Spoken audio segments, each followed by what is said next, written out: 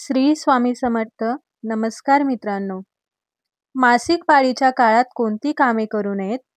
मित्रांनो, माता लक्ष्मी आणि भगवान विष्णू एकदा क्षीरसागरात शेषनागाच्या पलंगावरती विसावलेले होते.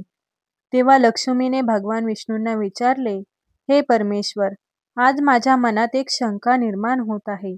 माझ्या या शंकेचे निराकरण फक्त तुम्हीच करू शकता. भगवान विष्णू म्हणतात, अरे प्रिये, तुझ्या मनात जी काही शंका असेल ती तू न डगमगता मला विचार. मी तुझ्या सर्व शंकांचे निरसन करेन. हे देवा, कोणत्या शापामुळे स्त्रियांना मासिक पाळीच्या वेदना सहन कराव्या लागतात? माझा दुसरा प्रश्न असा आहे की प्रभू, मासिक पाळीत असलेल्या स्त्रीने कोणती कामे करू नयेत ज्यामुळे तिला अपराधी वाटेल? भगवान विष्णू म्हणतात, हे देवी, आज तू मानव जातीच्या कल्याणासाठी खूप चांगला प्रश्न विचारला आहे. तुमच्या या सर्व प्रश्नांची उत्तरे देवशर्मा यांच्या प्राचीन कथेतून मिळतील. ही महान कथा ऐकल्याने सर्व पापांचा नाश होतो. कोणीही पती पत्नी ही कथा लक्षपूर्वक ऐकू शकतात. त्यांना सहभाग्य प्राप्त होते. म्हणूनच हे देवी, तुम्ही ही कथा लक्षपूर्वक ऐका. देवी लक्ष्मी म्हणते, हे देवशर्मा कोण होते? त्यांचे आचरण आणि विचार काय होते? मला ही कथा नक्कीच ऐकायची आहे.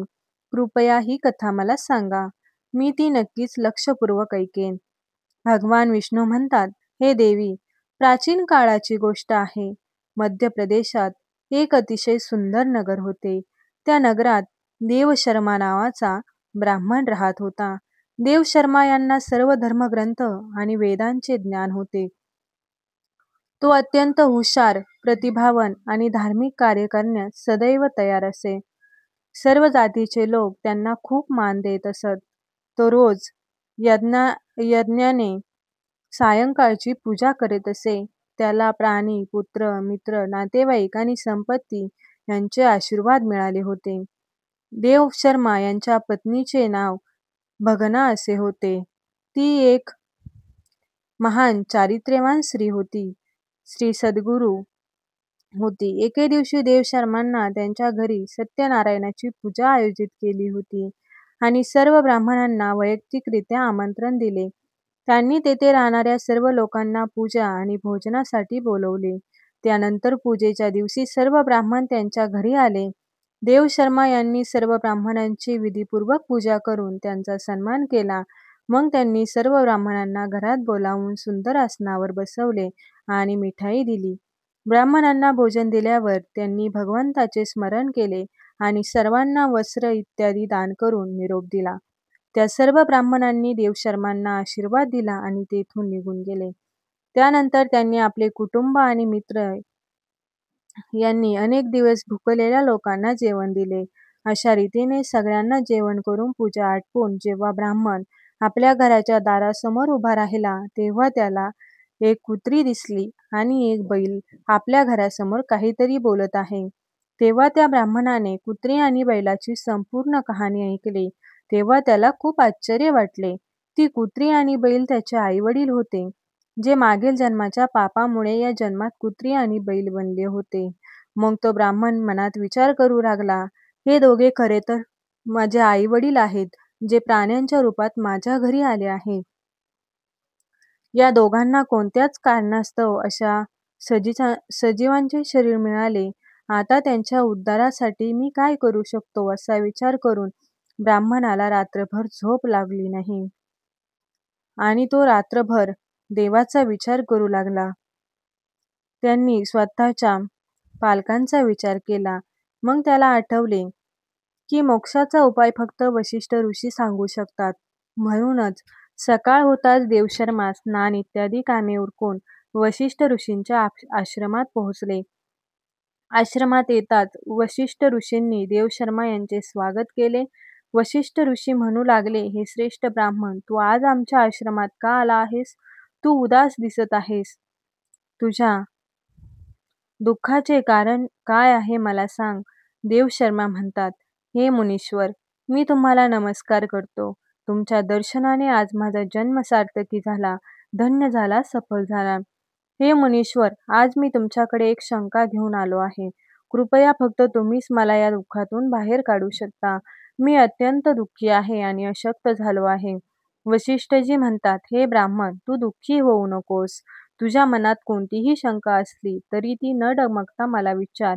मी तुझ्या शंकांचे नक्कीच निरसन करेन. मग देवशर्मा म्हणतात, हे मुनीश्वर, काल माझ्या घरी सत्यनारायणाची पूजा ठेवली होती आणि अनेक ब्राह्मण आणि भुकेल्या लोकांना मी अन्न दिले. विधिवत पद्धतीने देवाची पूजा केली. तेवढ्यात एक कुत्री आणि एक बैल माझ्या दारात आली. दोघेही माझ्या घरासमोर उभे राहून बोलत होते. सर्वप्रथम कुत्री बैलाला असे म्हणू लागली, की हे परमेश्वरा, आज घडलेली घटना ऐक. आमच्या मुलाच्या घरी ब्राह्मणांच्या जेवणासाठी ठेवलेले दूध, काल त्या दुधाच्या भांड्यात एका सापाने तोंड घातले होते आणि त्यामुळेच त्यात विष निर्माण झाले होते. हे पाहून मला खूप काळजी वाटू लागली. त्या दुधापासून या पूजेसाठी अन्न तयार होत होते. ते दूध सगळ्यांनी खाल्ले असते तर ते मेले असते, म्हणूनच मी त्या भांड्यातील सर्व दूध प्यायले. तेव्हा सोनेची नजर माझ्यावर पडली. तेव्हा तिने मला बेदम मारहाण केली. त्यामुळे माझ्या शरीराला असह्य अशा वेदना झाल्या आहेत. मला खूप वेदना होत आहे, म्हणूनच मी खूप दुःखी आहे आणि हे दुःख मला सहन होत नाही. कुत्रीचे बोलणे ऐकून बैल खूप दुःखी झाला आणि आपली कहाणी सांगू लागला. आता मी तुला माझ्या दुःखाचे कारण सांगतो. मागील जन्मी या ब्राह्मणाचा मी बाप होतो. आज हा ब्राह्मण आणि सर्व लोकांना जेवण दिले, पण मला गवतही ठेवले नाही आणि मला प्यायला पाणीही दिले नाही. या कारणामुळे मी खूप दुःखी झालो आहे. मग देवशर्मा म्हणू लागले, माझे आई वडील असे कुत्री आणि बैलासारखे बोलताना पाहून मला खूप वाईट वाटले. मला रात्रभर या विचाराने झोप येत नव्हती. मला प्रत्येक क्षणी काळजी वाटत होती. मी कधीही कोणतेही पाप केले नाही. नेहमीच धार्मिक कार्य केले. माझ्या आई-वडिलांचा असा त्रास सहन करावा लागतो. म्हणूनच मी आज तुमच्याकडे आलो आहे. कृपया तुमच्या योग्य सामर्थ्याने उत्तर शोधा आणि मला सांगा की माझ्या आई-वडिलांची अशी दुर्दशा का झाली आहे आणि त्यांच्या उद्धारासाठी मी कोणती कृती करावी. तेव्हा गुरु ध्यान करून त्या ब्राह्मणाच्या आई-वडिलांचे मागील जन्माचे कर्म पाहतात आणि देवशर्माला सांगतात, हे ब्राह्मण, तुमच्या आई-वडिलांनी त्यांच्या मागील जन्मात गंभीर पाप केले आहे. त्या पापामुळे त्यांची ही आज अवस्था झाली आहे. देवशर्मा सांगतात, हे गुरुदेव, कोणत्या पापामुळे माझ्या आई-वडिलांची अशी दुर्दशा झाली आहे? कृपया सविस्तर मला सांगा. मला जाणून घ्यायचे आहे. मग ऋषी वसिष्ठ सांगतात, हे ब्राह्मणा, देवशर्मा, लक्षपूर्वक ऐक. हा एक बैल जो तुझा बाप आहे, तो मागील जन्मात कुंडी नगराचे थोर ब्राह्मण होते. एके दिवशी त्यांना एकादशीचा उपवास करून भोजन केले. एकादशी व्रताच्या दिवशी दानधर्मही केला नाही. आपल्या दारात आलेल्या गायीला त्यांनी कधीही चारा दिला नाही. त्यांनी आपल्या पितरांचे श्राद्धही नीट केले नाही. त्यांच्या मागच्या जन्मी तुझ्या वडिलांनी तुझ्या आईच्या मासिक पाळीत समागम केला होता आणि या पापामुळे त्यांना या जन्मी बैलाचं रूप धारण केलं आहे. आता तुझ्या आईबद्दल, तुझ्या आईने मासिक पाळी असतानाही जेवण बनवले. धार्मिक विधी करताना देवाच्या तुळशीला पाणी अर्पण केले. मासिक पाळी असतानाही तिने देवाला नैवेद्य अर्पण केले. या कारणामुळे एक महान पाप झाले आहे. मासिक पाळीच्या काळात 3 दिवस ती अपवित्र असते. मासिक पाळीच्या काळात स्त्रीने पूजा करू नये. या 3 दिवसात केसही धुवू नयेत. यामुळे पतीच्या आयुर्मानात कमी होते. मासिक पाळीच्या वेळी झाडे आणि तुळशीला स्पर्श करू नये. मासिक पाळीत स्त्रीने देवपूजा करू नये. यामुळे पतीचे आयुर्मान कमी होते. मासिक पाळीच्या वेळी झाडे आणि तुळशीला स्पर्श करू नये. मासिक पाळीत असलेल्या स्त्रीसोबत सुद्धा समागम करणे. जो कोणी मासिक पाळीच्या कपड्यांना स्पर्श करतो, तो ब्रह्महत्येचे पाप करतो, त्याला अपराधी वाटतं. मासिक पाळीच्या स्त्रीच्या शरीरातील 4 दिवस राहते आणि 4थ्या दिवशी स्नान करून ती पवित्र होते. 4थ्या दिवशी अंघोळ करून मासिक पाळीच्या स्त्रीने आपल्या पतीच्या चेहऱ्याकडे पाहावे. दुसऱ्या दिवशी पुरुषाच्या चेहऱ्याकडे पाहावे. पती जवळ नसेल तर सूर्यदेवाकडे पाहावे. गुरु वसिष्ठ सांगतात, हे ब्राह्मण, या पापामुळे तुझा बाप बैल म्हणून जन्माला आला आणि आई कुत्री म्हणून जन्माला आली. देवशर्मा म्हणतात, हे मुनीश्वर, आता कृपया मला माता-पितरांच्या उद्धारासाठी उपाय सांगा. गुरु म्हणतात, हे ब्राह्मण, कोणत्याही अमावस्येच्या दिवशी श्राद्ध आणि तर्पण अर्पण कर. आई-वडिलांच्या उद्धारासाठी दान कर, गायीची सेवा कर आणि मातेला मिठाई खाऊ घाल. आपल्या आई-वडिलांच्या उद्धारासाठी देवाकडे प्रार्थना कर. आणि ब्राह्मण तेच करतो आणि त्याच्या आई-वडिलांची सर्व पापापासून मुक्ती होते. भगवान विष्णू म्हणतात, माता लक्ष्मी, देवी, मी तुला सांगितले आहे की मासिक पाळीच्या वेळी स्त्रीने कोणती कामे करू नयेत. आता हे मी तुला सांगतो की कोणत्या कारणामुळे स्त्रीला मासिक पाळी करावी लागते. तर सत्ययुगात काल नावाने प्रसिद्ध असलेला राक्षस होता. तो राक्षसी असल्यामुळे त्याचा स्वभाव उग्र होता आणि तो नेहमी लढायला तत्पर असायचा. मग एके दिवशी वृत्तासुरासह सर्व राक्षस देवलोकात चढू लागले व युद्ध करू लागले. त्या राक्षसाकडे खूप शक्तिशाली शस्त्र होती, जी देव सहन करू शकले नाहीत आणि ते ब्रह्मदेवांकडे पळून गेले. तेव्हा ब्रह्मदेवाने त्यांना राक्षसांचा पराभव करण्याचा उपाय सांगितला. हे यंत्र तुम्ही या क्षणी महर्षीकडे जा आणि तुम्हाला त्यांच्या शरीरांच्या हाडापासून ते शस्त्र पुरवतील. या शस्त्रांचा वापर करून तुम्ही वृत्तासुराचा वध करू शकाल. महर्षी ऋषींच्या आश्रमाकडे देव जाण्यासाठी निघतात आणि प्रार्थना करतात आणि त्यांना शस्त्र देण्याची विनंती करतात. मग जगाच्या कल्याणासाठी महर्षी आपल्या शरीरातील हाडांपासून शस्त्र तयार करतात. या आश्रमात पैकी एक वचन नावाचं शस्त्र आहे, जे भगवान इंद्रांनी धारण केलं आहे. सर्व देवता वृत्तासुराशी युद्ध करण्यासाठी निघतात. देव आणि दानवांमध्ये भयंकर युद्ध होते. सर्व देव दानवांशी युद्ध करण्यासाठी आकाशात जमा होतात आणि युद्धात तुटून पडतात. अग्निदेवाला अग्नीच्या हल्ल्याने जबाबदाऱ्या पेलायला लागतात. अग्नीच्या प्रभावामुळे शरीराचा प्रत्येक अवयव जळू लागतो. मग वरून देव पाण्याचा वर्षाव करतात आणि राक्षसांना बुडवतात. त्यामुळे राक्षस गर्जना करू लागतात. अशा रीतीने हे युद्ध अनेक दिवस चालते आणि देवतांमध्ये भयंकर युद्ध चालू असते.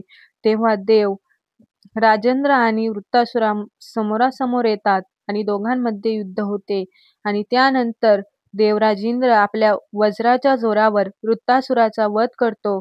राक्षस वृत्तासुराचा मृत्यू होताच ब्रह्महत्या त्याच्या शरीरापासून बाहेर पडतो आणि इंद्राचा पाठलाग करू लागतो. मग ब्रह्महत्या इंद्राच्या शरीरामध्ये प्रवेश करतो. त्यामुळे इंद्रदेवाला ब्रह्महत्येचे पाप लागते. देवराज इंद्र ब्रह्मदेवांकडे जातो आणि त्याला ब्रह्महत्येपासून मुक्ती मिळवण्यासाठी सांगतो. तेव्हा ब्रह्मदेव ब्रह्महत्येला इंद्राच्या शरीरातून बाहेर येण्याची आज्ञा देतात आणि ब्रह्महत्या इंद्राच्या शरीरातून बाहेर पडते आणि ब्रह्मदेवाला म्हणू लागते, हे परमपिता, आतापर्यंत मी वृत्तासुराच्या शरीरात वास करत होतो, कारण त्याने अनेक ब्राह्मणांची हत्या केली होती. इंद्राने त्याचा वध केल्यानंतर मी इंद्राच्या शरीरात वास करू लागलो. आता कृपया मला योग्य जागा द्या, मी जिथे राहू शकतो. मग ब्रह्मदेव म्हणतात, हे ब्रह्महत्या, मी तुला तुझे योग्य स्थान देतो. तेव्हा ब्रह्मदेव म्हणाले की ब्रह्महत्येचा वध केल्यावर तुझा 1/4 भाग अग्नीत राहील.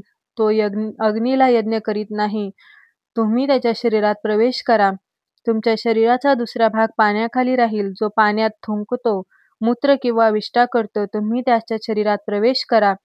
मग तिसरा भाग वृक्ष आणि झाडांमध्ये राहील, जो विनाकारण कोणीही वृक्षतोड करेल, तुम्ही ब्रह्महत्याच्या पापाचा दोषी ठरेल. तेव्हा ब्रह्मदेवांनी अप्सरांना बोलावून सांगितले, हे अप्सरांनो, ब्रह्मदेवाच्या हत्येचा एक भाग स्वीकार करा. अप्सरा म्हणाल्या, हे परमेश्वरा, तुमच्या परवानगीने आम्ही हे स्वीकारण्यास तयार आहोत, परंतु कृपा करून आम्हाला सुटकेचा काहीतरी मार्ग सांगा. तेव्हा ते ब्रह्मदेव म्हणू लागले, हे अप्सरांनो, जो कोणी मासिक पाळीमध्ये स्त्रीशी संभोग करेल, त्याला त्याच्या आतमध्ये ब्रह्महत्या प्रवेश करेल. अशा प्रकारे ब्रह्महत्येचे 4 भाग झाले आणि एक भाग पाण्यात, एक भाग अग्नीत, एक भाग झाडांमध्ये आणि चौथा भाग स्त्रियांमध्ये गेला. मासिक पाळीच्या काळात जो कोणी स्त्रीला स्पर्श करून तिच्याशी संबंध करतो, तो ब्रह्महत्येचा भाग होतो. त्याला ब्रह्महत्येचा वध केल्याचा अपराधीपणा वाटतो. भगवान विष्णू, माता देवी, अशा प्रकारे मी स्त्रीच्या मासिक पाळीमागील कथा सांगितली आहे आणि मासिक पाळी स्त्रीने कोणती कामे करू नयेत अशी सुद्धा माहिती सांगितली आहे. महालक्ष्मी सांगतात, परमेश्वरा, आज तुम्ही मला खूप महत्त्वाचे ज्ञान दिले आहे. मी पण तुम्हाला वचन देते, मासिक पाळीच्या वेळी पूजा करणारी कोणतीही स्त्री, तसेच पाळीच्या काळात स्त्रीशी संबंध ठेवणाऱ्यांच्या घरात मी प्रवेश करणार नाही. त्यामुळे मित्रांनो, मासिक पाळीच्या काळात महिलांनी ही कामे करू नयेत. आणि तुम्हाला ही कथा कशी वाटली नक्की कमेंट करून कळवा. माहिती आवडल्यास व्हिडिओला लाईक करा, चॅनलला सबस्क्राईब करा आणि कमेंटमध्ये जय हरी विष्णू लिहायला विसरू नका. धन्यवाद.